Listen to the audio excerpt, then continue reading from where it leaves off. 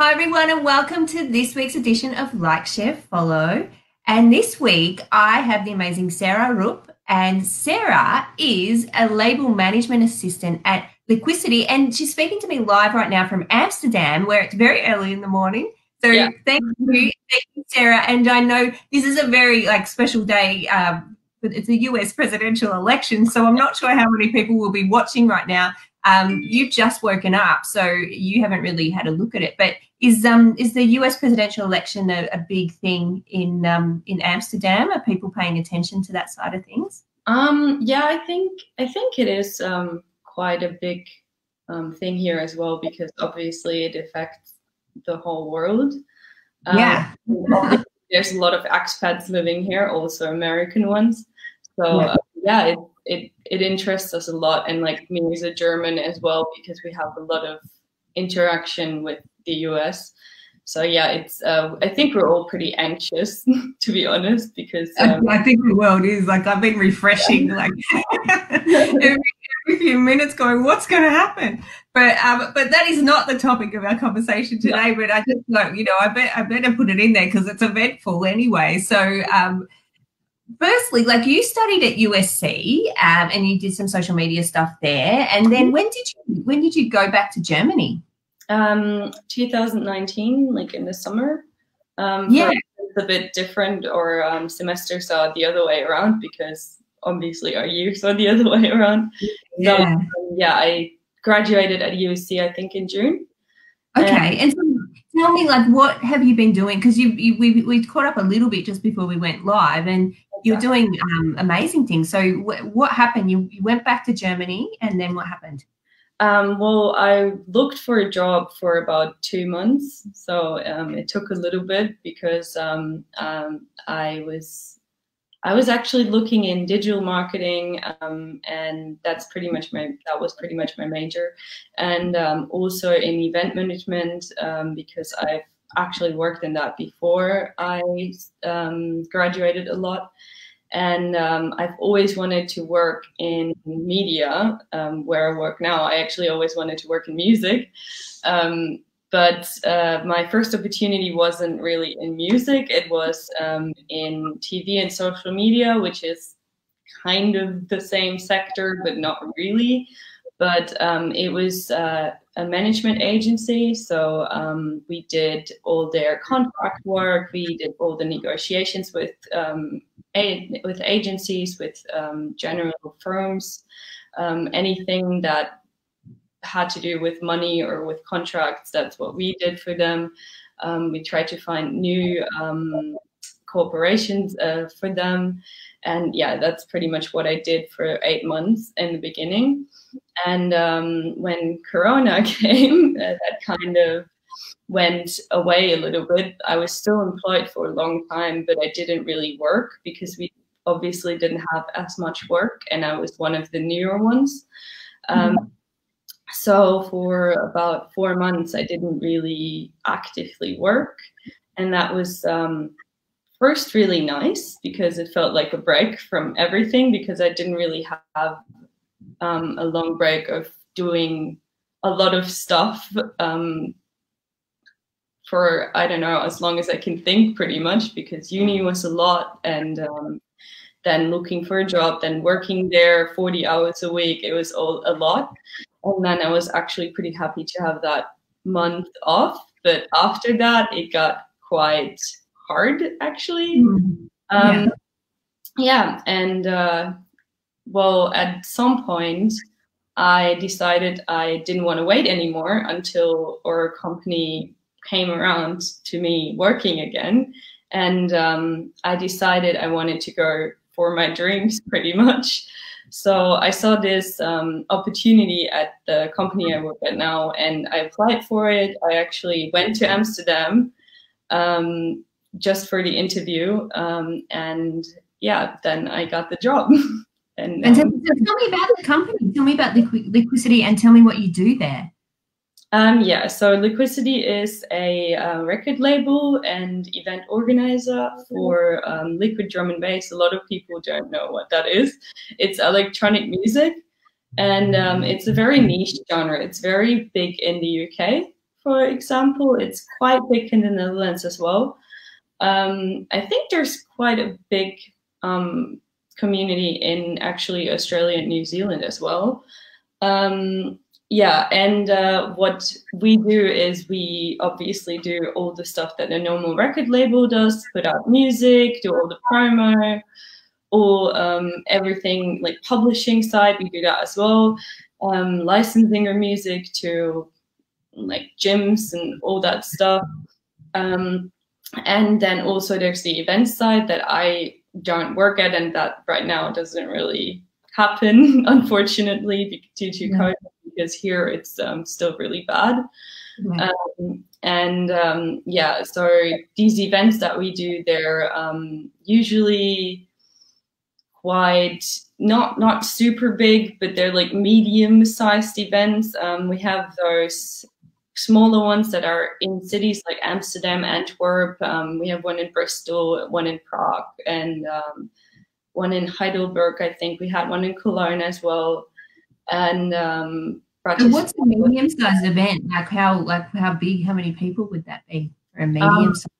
Well, that really depends on where it is and how big the venue is. In the beginning, they were a bit smaller, but now I think it's around at least 2,000 people.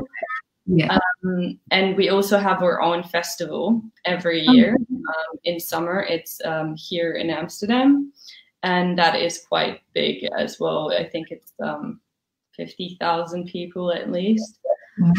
So yeah, those ones are quite big, but this year it didn't happen. And then we also have a winter edition of that, which is inside, just mostly a little bit smaller than the summer festival. But yeah, that's pretty much what we do. And yeah, and you look after the socials for Liquicity as well. And I was saying, like, I've checked them out on Facebook, and they have quite a large following. So.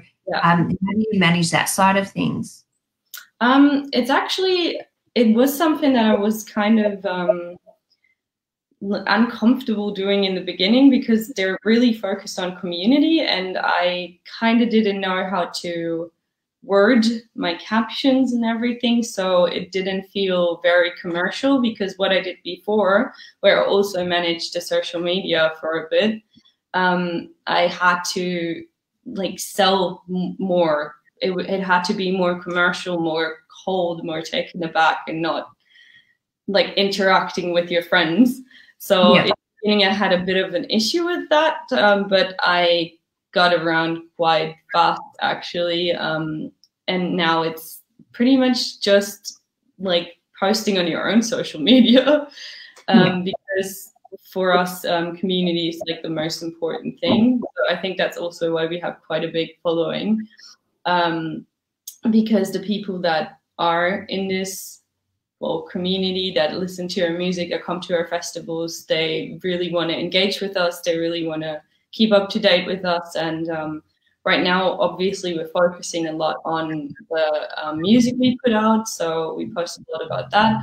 But we also try to throw in some throwback stuff of the festivals and everything, so it doesn't come across as too much we want to sell our music right now. But obviously there's not a lot of other stuff happening. So but it's going pretty well actually. We post a lot, and since I've been there, which is like around 2 months now, we got I think 700 more followers, which is very good. Yeah, we're growing and growing. We don't really lose any followers in overall. Obviously, of course, we lose followers, but we gain more. Yeah. It's really good. Well, that's what you want. And so I wanted to ask you, so in terms of your career, what has been some of the best advice that you've been given?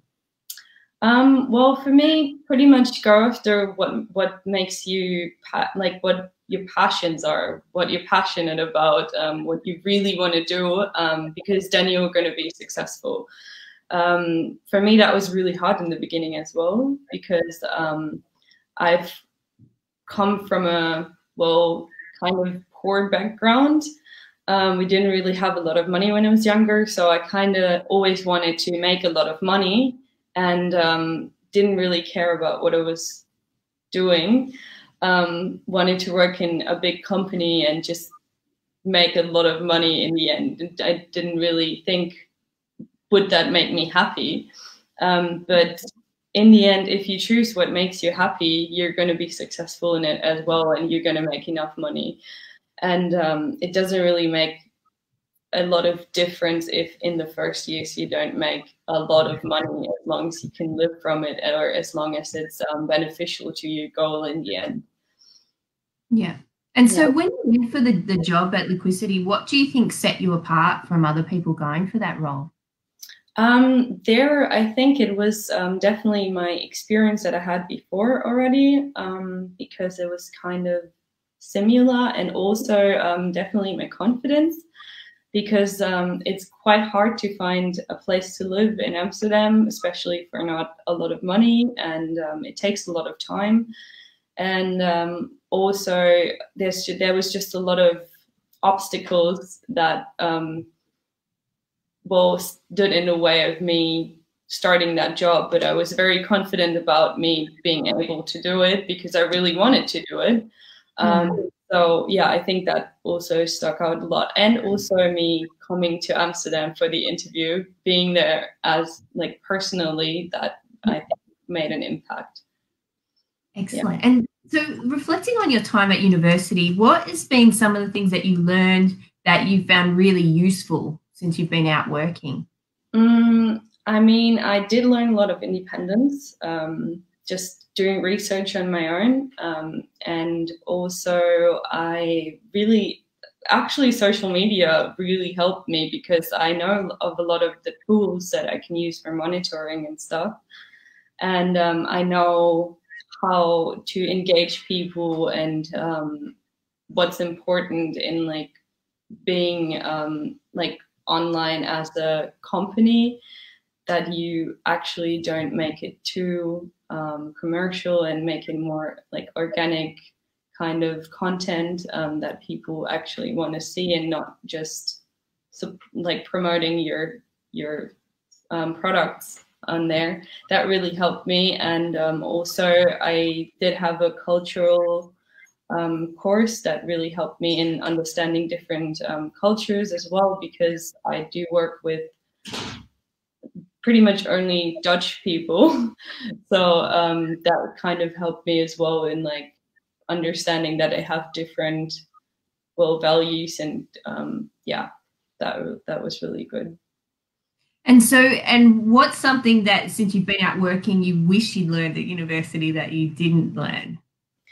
I think pretty much, well, I don't know if that would be a university topic, but generally the whole process of applying for jobs, I feel like that's been neglected in school or university in general a lot. I mean, we do that. I don't know how that is in Australia because I didn't go to high school in Australia. But in Germany, it's very neglected in school as well. We do it in English a bit, but it's not really on the level that you would have to do it in the workforce. And then also, I think it would have been nice to, have a little more support in finding a job after university. I know UC has some tools for that, but obviously, for me, Australia wasn't really an option because of all the visa limitations. So I would really hope that even for UC, because we have so many international students as well, that they try to focus a bit more on finding jobs abroad as well. That would have been very nice, I think. Other than that, I think UC did it really well with practical things, also working with an actual company and developing actual marketing campaigns for an actual company. That was really nice. That's a bit lacking in Germany, I think, as well, because we do a lot of theoretical stuff. And we need a little more like practical background for that and work with actual companies. Yeah, I think that's pretty much it. And I get what you're saying about the applying for jobs. At the end of every semester, it's been the last few years, I run a workshop called Be Work Ready, where I invite all the social media and PR students, and we go through that as well. So what I'll do is I recorded it last semester because we couldn't do it in person. So I'll put a link in the comments to the videos from that. Not that you need it now, but someone else might need that. But yeah, no, I totally get that. And, you know, and I really like the fact that we do have a lot of practical experience. Like, theory is very important. Like, it really is. It's sort of definitely the what and the why, and it gives you a deeper understanding. But I think you get so much more meaning about that theory when you actually put it into practice. So yeah, totally on the same page with you. So I want to ask you now is, what is something you've learned that's social media related in the last few weeks that, you know, it could be a hack or a tool or just some bit of information you've learned that you could share with us? Because it changes so often. There's always new stuff. So what's one of your favorites? So what I've learned, like, actually in the last few weeks about Instagram and about Instagram engagement, about the algorithm, is that it favors saves and shares before likes and comments, because it's kind of like a super like for your content. If someone shares it in their story or somewhere else with their friends, or especially if they saved it, that's like the most important thing. So I mean, as someone that needs more engagement, that wants more engagement, and wants to be seen more on social media to the people that already follow them, try to make the content fitting that people want to save it to their collection. So you will be seen even more after that. So yeah, that was really important advice to me, actually. And then also, I think it's generally very important to also follow a lot of competitors on social media to see what they're doing, maybe also be inspired by it. It's very funny to actually see with our competitors, well, they're not competitors because a lot of labels obviously still work together, still in the same region of music, and have the same DJs that do music on our labels. So to see that as well, what they're doing is very similar to what we're doing, although we didn't take them as an inspiration. It's very, it's very funny. And well, yeah, you can still see how people react to their content and which of their content is the best, and maybe see how you can incorporate it for you, but not doing obviously the same, but fitting it to who you are. Yeah. And it was a great piece of advice I learned from, I forget the man's name, but it was at Reboot Noosa. They have these great sort of digital marketing events. And he said, so with your competitor, if you're looking at your competitors, also see what they're not doing, because that leaves empty space for you to be able to actually jump in and fill it. So yeah, definitely. That's true. Yeah. So do you have any advice that you could share with, say, social media students or emerging professionals to help them in their careers? Well, I think just try to get a lot of work experience. That's definitely something I was missing a bit, because my studies were so tight that I didn't fit any internships in it. And in the end, that kind of was an issue while looking for a job afterwards, because a lot of jobs I didn't get because of the experience that other people had. Like, even internships, I didn't get them because they had people that had more experience, and that's what internships are obviously for, to get experience. Yeah. But yeah, that's just how it is right now. So try to get as much experience, even during uni. Try to make time for some internships. If you're taking longer with your courses, it is not even an issue. I always thought it was. I always thought I need to get through this in like the time that it's planned to be, but no one really cares in the end, actually, if you take a semester longer or anything. It's more about really your work experience. And yeah, I mean, also don't really focus on having the best grades and everything. Focus more on the things you actually want to do later, and yeah, just getting all the work experience and you can get, even just working next to uni. I don't know, but if you're like interested in sports, work at a sports club or something like that. Yeah. If you work in music, try to get like festival experience. Like that's what I've actually done in Australia as well. You can always do volunteering at festivals, and there you already meet people that you can connect with and network with, and then you can try to find a job in that region pretty well. So yeah, networking is also very important. Yeah.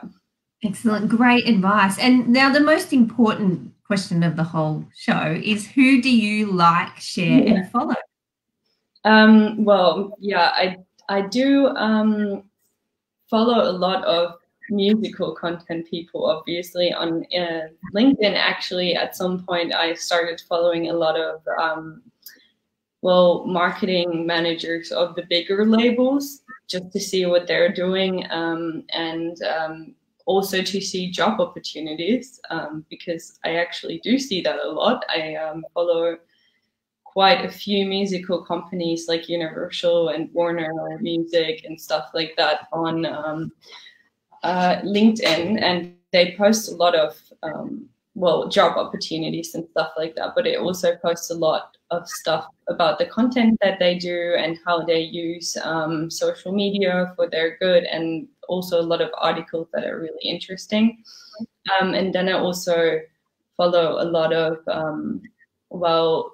self-improvement things for myself. Actually, they have been helping me a lot in the time of Corona that I didn't work. They helped me a lot to step back and look at what I really want to accomplish in my life, what's really important, and that I don't have to be productive all the time, but that it sometimes helps to not be productive, to in the end be more productive. Yeah. To take a rest and recharge, and then you can be. No, I totally, and I should listen to that more myself. I felt like that helped me a lot. Like that's what I follow on Instagram a lot, like obviously on my private channels, but there's like a lot of really good pages like We the Urban, or I think there's just like My Easy Therapy or something, which is really good for if you have a lot of anxiety about getting a job or anything, pretty much. There's a lot of help in there that really, really helped me as well. Yeah. Excellent. And so that sort of brings us to the end of our chat. Do you have any final words you'd like to say? Just be confident about your abilities, and just go for what you want to do. Yeah, that's pretty much it. Yeah. Oh, well, thank you so much, Sarah. And Anthony Roberto has been watching, and he said that it's been great to hear about your experience and insights since graduating, and he wishes you all the best and continued success with your career. Oh, that's so nice. Thank you. Thanks, Anthony. And so that brings us to the end of this episode of Like, Share, Follow. Next week, I'm still locking in our guest, but I'll promote that on Friday, the time and everything for that. And thanks everyone for watching, and thank you again, Sarah, for getting up so early to chat to me all the way from Amsterdam. Thank you. Thank you, and have a great day. You too.